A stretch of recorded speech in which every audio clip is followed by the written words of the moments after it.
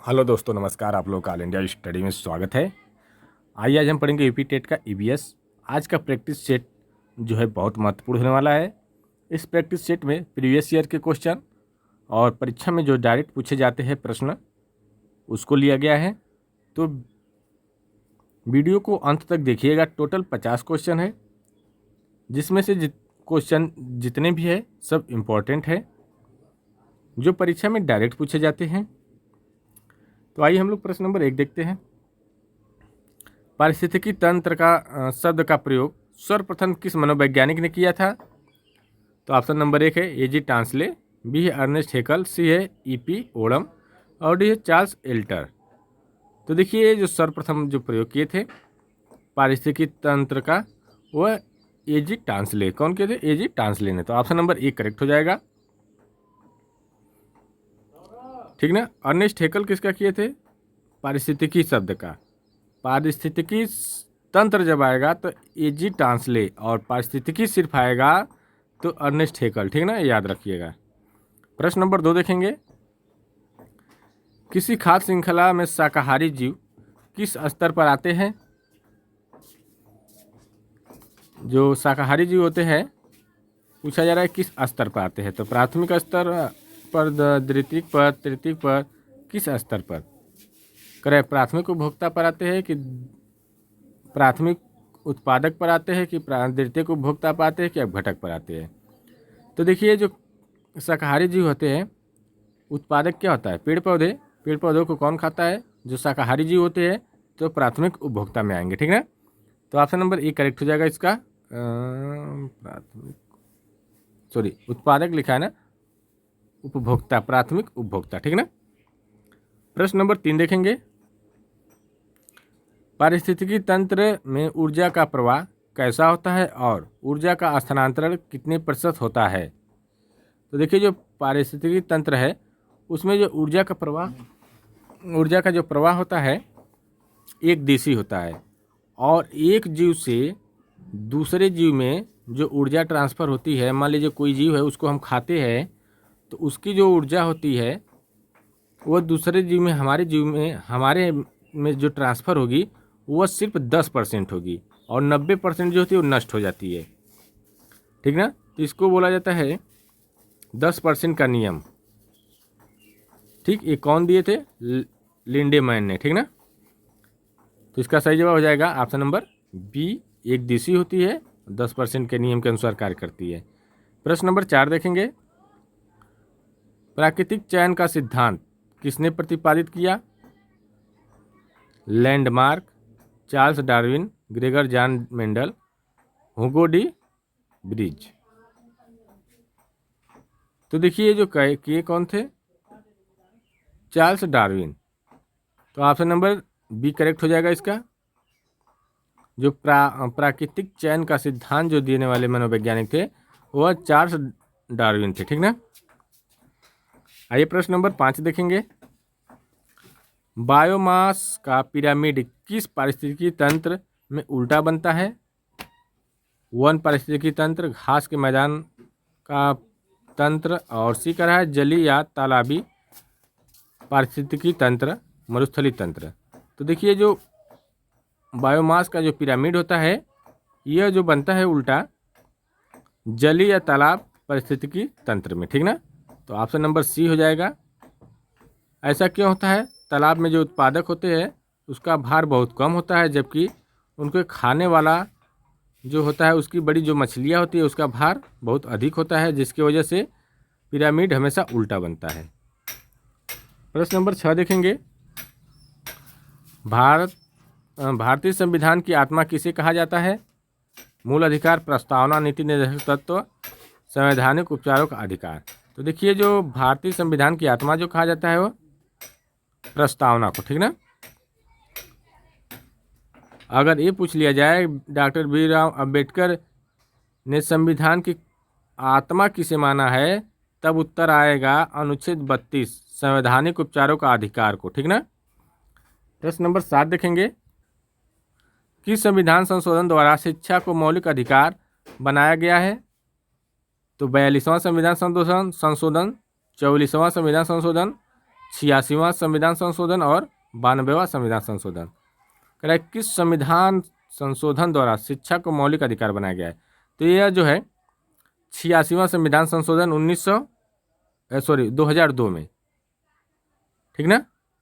इसमें जो है 6 से 14 वर्ष के बच्चों को मुक्त शिक्षा और अनिवार्य शिक्षा का अधिकार बनाया गया, ठीक ना। प्रश्न नंबर 8 देखेंगे, भारतीय संविधान में पर्यावरण का संरक्षण एवं संवर्धन किस भाग में शामिल है? तो ऑप्शन नंबर 1 केवल मूल अधिकारों में, बी है केवल राज्य के नीति निर्देशक तत्व में, और सी है मूल कर्तव्यों में, और डी है बी और सी दोनों में। तो देखिए भारतीय संविधान में जो पर्यावरण का संरक्षण एवं संवर्धन है, यह जो है केवल राज्य की नीति निर्देशक तत्व में है और मूल कर्तव्य में है। तो ऑप्शन नंबर डी करेक्ट हो जाएगा।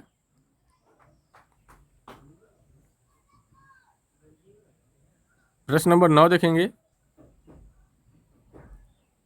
भारत में पंचायती राज व्यवस्था का त्रिस्तरीय ढांचा किसकी सिफारिश पर लागू किया गया था? तो option number A Ashok Mehta समिति, बलवंत राय मेहता समिति, एम.एल. सिंघवी समिति और सहकारिता आयोग। तो देखिए जो किया गया था बलवंत राय मेहता समिति के सिफारिश पर। तो ऑप्शन नंबर बी करेक्ट हो जाएगा। यह अनुसूची 11वीं इसमें जोड़ी गई थी, ठीक है। 73वां संविधान संशोधन 1992 के द्वारा। आइए प्रश्न नंबर 10 देखेंगे, राज्यसभा की सदस्यता के लिए न्यूनतम आयु सीमा कितनी निर्धारित है? 25 वर्ष, 30 वर्ष, 35 वर्ष, 21 वर्ष। तो देखिए जो राज्यसभा की जो सदस्यता लेने की जो न्यूनतम सीमा है वो 30 वर्ष है। राज्यसभा के लिए 30 वर्ष है, ठीक ना। विधानसभा के लिए 25 वर्ष है और राज्यपाल बनने के लिए 35 वर्ष है। एक बार समझ लीजिए, राज्यसभा के लिए न्यूनतम सीमा 30 वर्ष, लोकसभा और विधानसभा के लिए 25 वर्ष, और राष्ट्रपति या उपराष्ट्रपति या राज्यपाल बनने के लिए 35 वर्ष, ठीक ना। प्रश्न नंबर अगला देखेंगे, उत्तर प्रदेश का एकमात्र राष्ट्रीय उद्यान कौन सा है और यह किस जिले में स्थित है? तो ऑप्शन नंबर 1 चंद्रप्रभा चंदौली, दुधवा लखीमपुर खीरी, सी है करतनिया घाट बहराइच, और डी है नवाबगंज उन्नाव। तो कह रहा है एकमात्र जो राष्ट्रीय उद्यान है नेशनल पार्क वह दुधवा राष्ट्रीय नेशनल पार्क है जो लखीमपुर में स्थित है। तो ऑप्शन नंबर बी करेक्ट हो जाएगा। प्रश्न नंबर 12 देखेंगे, उत्तर प्रदेश का राजकीय वृक्ष और राजकीय पक्षी कौन से है? तो देखिए जो राजकीय वृक्ष है अशोक है और राजकीय पक्षी जो है सारस क्रोच, ठीक ना। प्रश्न नंबर अगला देखेंगे, उत्तर प्रदेश के किस जिले को ग्रेनाइट पट्टियों और स्लेट के लिए तथा यूरेनियम के सीमित भंडारों के लिए जाना जाता है? मिर्जापुर, सोनभद्र, ललितपुर, बांदा। तो ये जो जाना जाता है ललितपुर को, ठीक ना। प्रश्न नंबर 14 देखेंगे, उत्तर प्रदेश में ओखला पक्षी अभ्यारण्य कहाँ स्थित है? गौतम बुद्ध नगर, नोएडा, गाजियाबाद, लखनऊ, उन्नाव। तो ये कहाँ है? गौतम बुद्ध नगर में, ठीक ना। प्रश्न नंबर 15 देखेंगे, उत्तर प्रदेश का कौन सा जिला सर्वाधिक राज्यों के साथ अपनी सीमा साझा करता है? सहारनपुर, सोनभद्र, ललितपुर, बलिया। तो कौन करता है? सोनभद्र। अगला क्वेश्चन देखेंगे, सोनभद्र कितने जिले से करता है? मध्य प्रदेश, छत्तीसगढ़, झारखंड और बिहार से, ठीक ना। प्रश्न नंबर 16 है, भारत की मुख्य भूमि का सबसे दक्षिणी बिंदु कौन सा है? जब मुख्य भूमि पूछेगा तो केप कोमोरिन, कन्याकुमारी, और सिर्फ ये पूछेगा कि दक्षिण बिंदु, मुख्य हटा करके दक्षिणी बिंदु पूछेगा तब यह इंदिरा पॉइंट हो जाएगा, ठीक ना। तो यहाँ पर मुख्य भूमि का पूछा है तो इसलिए केप कोमोरिन, कन्याकुमारी। प्रश्न नंबर 17 देखेंगे, सुंदरवन डेल्टा का निर्माण करने वाले मुख्य नदियाँ कौन सी है? तो देखिए जो सुंदरवन का डेल्टा का जो निर्माण करती है उन नदी कौन सी है? गंगा और ब्रह्मपुत्र। अगला क्वेश्चन देखेंगे, भारत में सिल्वर रिवर या सांगपो के नाम से किस नदी को जाना जाता है जो तिब्बत से निकलती है? गंगा, सिंधु, ब्रह्मपुत्र, यमुना। तो जो तिब्बत से कौन सी नदी निकलती है? ब्रह्मपुत्र नदी, ठीक ना। अगला क्वेश्चन देखेंगे, दक्षिण भारत की गंगा किस नदी को कहा जाता है? कृष्णा, कावेरी, गोदावरी, महानदी। तो देखिए जो दक्षिण भारत की गंगा, दक्षिण भारत की गंगा कहेगा तो कावेरी नदी को, ठीक ना। अगर दक्षिण भारत की गंगा कहेगा तो कावेरी नदी को, अगर दक्षिण की गंगा कहेगा तो गोदावरी नदी को, ठीक ना। अगला क्वेश्चन देखेंगे, सौरमंडल के संबंध में कौन सा कथन सत्य है? ऑप्शन नंबर 1 है यहाँ ओजोन परत पाई जाती है। बी है सभी मौसमी घटनाएं जैसे बादल, वर्षा, कोहरा इसी परत पर होते हैं, तो ओजोन सौरमंडल पर ही होते हैं, तो ऑप्शन नंबर बी करेक्ट हो जाएगा। प्रश्न नंबर 21 है, प्लेग नामक बीमारी किसके कारण फैलती है? जीवाणु, विषाणु, कवक, प्रोटोजोआ। तो देखिए जो प्लेग होता है यह जीवाणु से होता है, ठीक ना। तो ऑप्शन नंबर ए करेक्ट हो जाएगा। प्रश्न नंबर 22 है, एलपीजी का मुख्य घटक क्या है और इसकी गंध का कारण क्या है? तो देखिए ऑप्शन नंबर 1 है मीथेन सल्फर डाइऑक्साइड, बी है प्रोपेन और ब्यूटेन, एथिल मरकैप्टेन, सी है इथेन कार्बन मोनोऑक्साइड और डी है हाइड्रोजन अमोनिया। तो देखिए जो एलपीजी का जो मुख्य घटक होता है वह प्रोपेन और ब्यूटेन होता है और एथिल मरकैप्टेन होता है, ठीक ना। तो ऑप्शन नंबर बी करेक्ट हो जाएगा, प्रोपेन और ब्यूटेन, एथिल मरकैप्टेन, ठीक ना। प्रश्न नंबर 23 है, दूध से दही बनाने की प्रक्रिया को क्या कहते हैं और इसके लिए कौन सा जीवाणु उत्तरदायी है? पाशुचीकरण, राइजोबियम, बी है किण्वन, लैक्टोबैसिलस, सी है आसवन, प्लाज्मोडियम और डी है प्रकाश संश्लेषण कवक। तो देखिए कौन सा है? किण्वन, ठीक ना, लैक्टोबैसिलस। तो ऑप्शन नंबर बी करेक्ट हो जाएगा। प्रश्न नंबर 24 देखेंगे, मानव शरीर की सबसे बड़ी ग्रंथि कौन सी है? पीयूष ग्रंथि, थायराइड ग्रंथि, यकृत, अग्नाशय। तो देखिए जो मानव शरीर की जो सबसे बड़ी ग्रंथि है वो कौन सी है? यकृत है, ठीक ना। प्रश्न नंबर 25 देखेंगे, किस विटामिन की कमी के कारण रक्त का थक्का नहीं जमता? तो देखिए विटामिन कौन से? Vitamin A, vitamin C, vitamin E, vitamin K. तो देखिए जो विटामिन के है इससे रक्त का थक्का नहीं जमता है। प्रश्न नंबर 26 देखेंगे, मिनीमाता रोग पानी में किस धातु की कमी के प्रदूषण के कारण होता है? तो देखिए जब पानी में जब पारा की अधिकता अधिक हो जाएगी तो मिनीमाता रोग होता है, ठीक ना। तो मरकरी, ठीक ना। प्रश्न नंबर 27 देखेंगे, इटाई रोग किस धातु के पुराने विषाक्त के कारण होता है? आर्सेनिक, कैडमियम, पारा, फ्लोराइड। तो देखिए जो होता है इटाई रोग जो ये कैडमियम के कारण, ठीक है ना। तो ऑप्शन नंबर बी करेक्ट हो जाएगा। प्रश्न नंबर 28 है, वायु प्रदूषण का सबसे अच्छा जैविक सूचक किसे माना जाता है?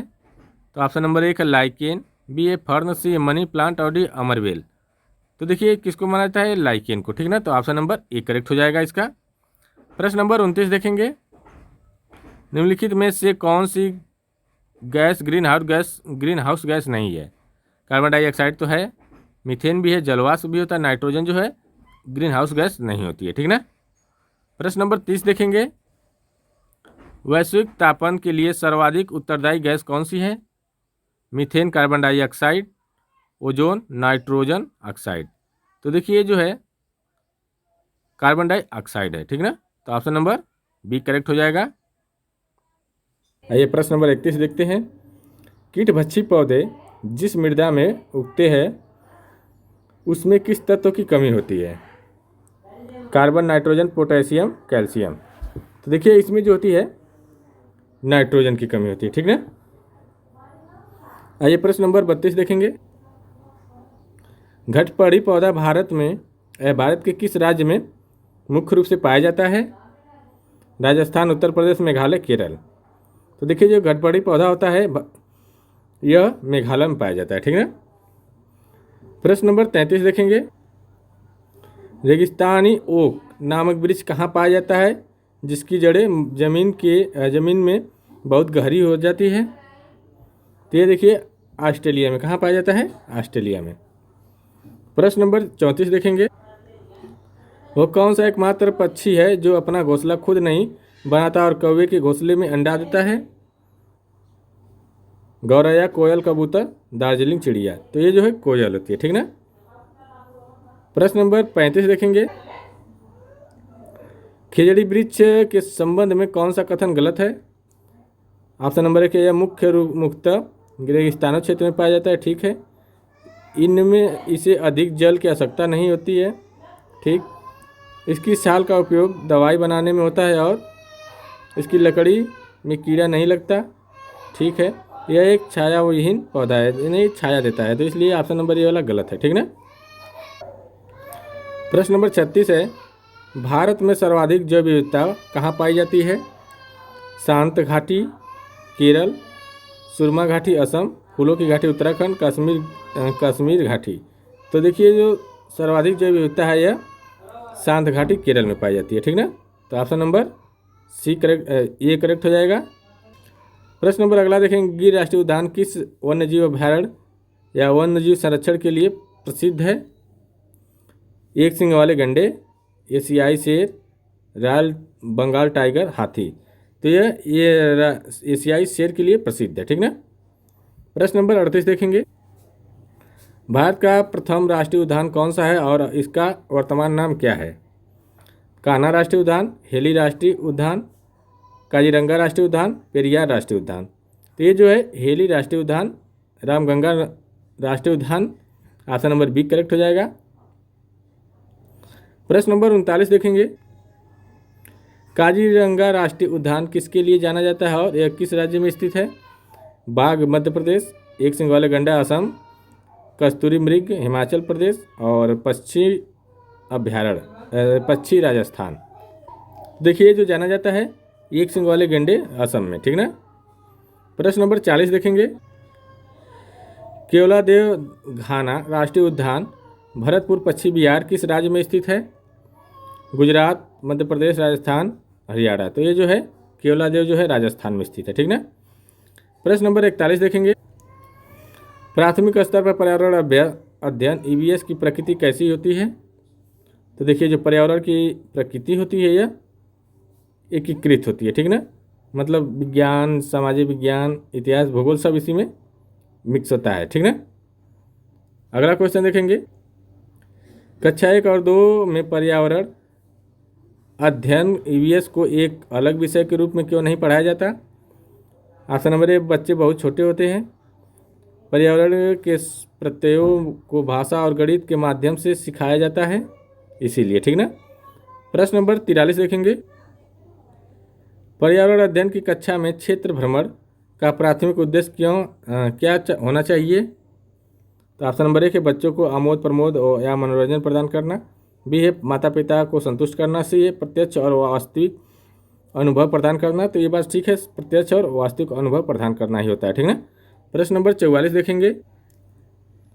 पर्यावरण अध्ययन में कहानियों और कविताओं के प्रयोग का सबसे बड़ा शैक्षणिक लाभ क्या है? ऑप्शन नंबर ए, बच्चों को अनुशासित रखना, बी है संदर्भगत और आनंदमयी अधिगम वातावरण तैयार करना, सी है पाठ्य पुस्तक के रटने को बढ़ावा देना, डी है बच्चों की भाषाई शुद्धता की जांच करना। तो देखिए इसका जो सही आंसर क्या हो जाएगा, संदर्भगत और आनंदमयी अधिगम वातावरण तैयार करना। प्रश्न नंबर 45 देखेंगे। प्राथमिक स्तर पर आकलन का सबसे उपयुक्त तरीका क्या है? सत्र के अंत में लिखित परीक्षा नहीं, गृह कार्य मूल्यांकन नहीं, पोर्टफोलियो और सतत अवलोकन। ये बात ठीक है, ठीक है। प्रश्न नंबर 46 देखेंगे। सतत विकास लक्ष्य के तहत संयुक्त राष्ट्र द्वारा कितने लक्ष्यों को निर्धारित किया गया है और इन्हें कब तक प्राप्त करना है? तो देखिए जो प्राप्त करना है वो 2030 तक, तो 17 लक्ष्य है कुल 2030 तक प्राप्त करना है, ठीक ना। प्रश्न नंबर 47 देखेंगे।